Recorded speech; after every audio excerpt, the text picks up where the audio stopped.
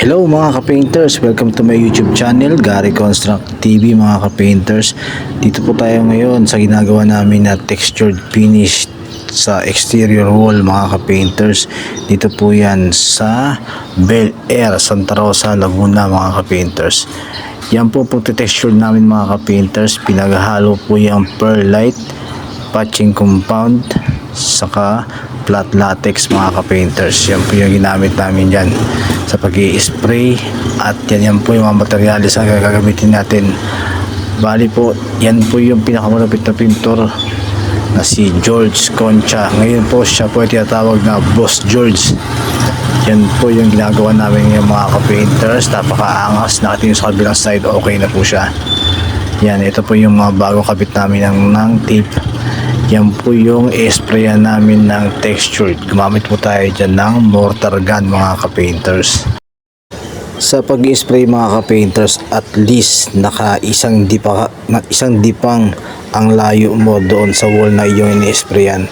Huwag ka masyadong nakatutok sa pag-i-spray doon sa wall.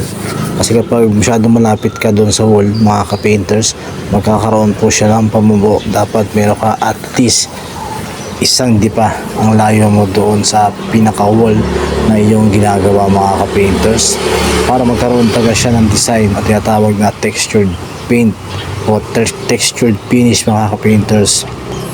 Yun po talaga ang diskarte ron mga ka-painters, para hindi magkaroon ng pamumuo ng ating halo dito sa ginagawa natin na textured finish mga ka-painters. Nakita niyo po yung pagkakabuga ni Boss George mga ka-painters.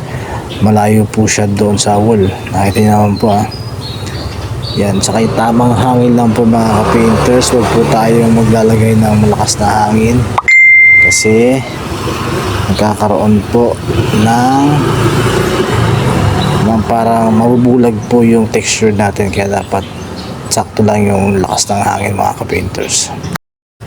Sa mga nais pong magpagawa ng ganitong finish sa kanilang exterior wall o mga accent wall mga ka-painters, pwede nyo po akong kontakin sa aking FB page ng Gary Construct Painters, and please follow my FB account Gary Construct Painters, and please subscribe my YouTube channel Gary Construct TV mga ka-painters, para update kayo sa mga bagong video ko na nilalabas about painting works and construction technique.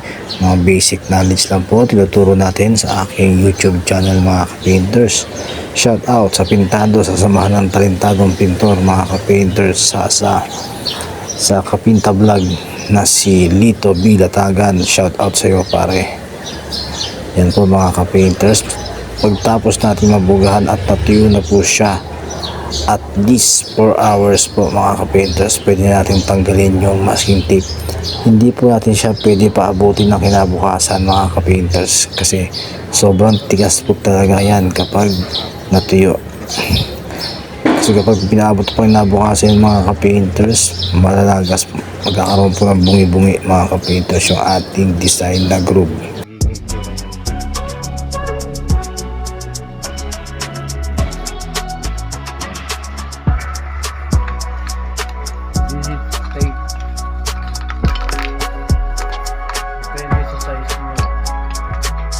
Nagkaroon na po siya ng groove. Dahan-dahan po tinatanggal yung tape para di sumama yung lagay na texture.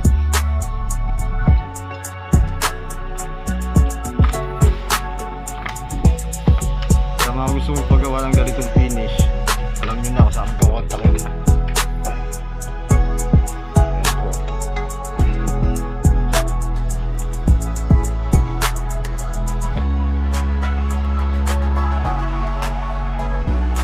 Pwede ng pinturahan yan. Naging hindi at pintura dito, mga water based lang. So ginamit dito